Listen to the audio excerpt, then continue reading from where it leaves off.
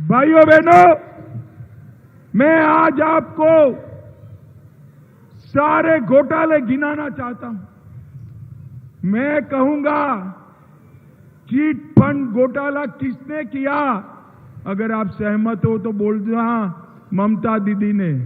Chit fund घोटाला किसने किया? अरे जोर से बोलो, किसने किया? शिक्षक भर्ती घोटाला किसने किया? चावल वितरण घोटाला किसने किया? नगरपालिका भर्ती घोटाला किसने किया? गाय तस्करी का घोटाला किसने किया? कोयला तस्करी का घोटाला किसने किया? सिंगूर मामलों में 776 करोड़ का घोटाला किसने किया?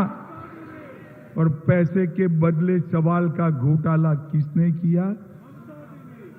ये करोड़ों रुपया जो ममता दीदी ले गई है ना, उनकी सिंडिकेट ले गई, सिंडिकेट।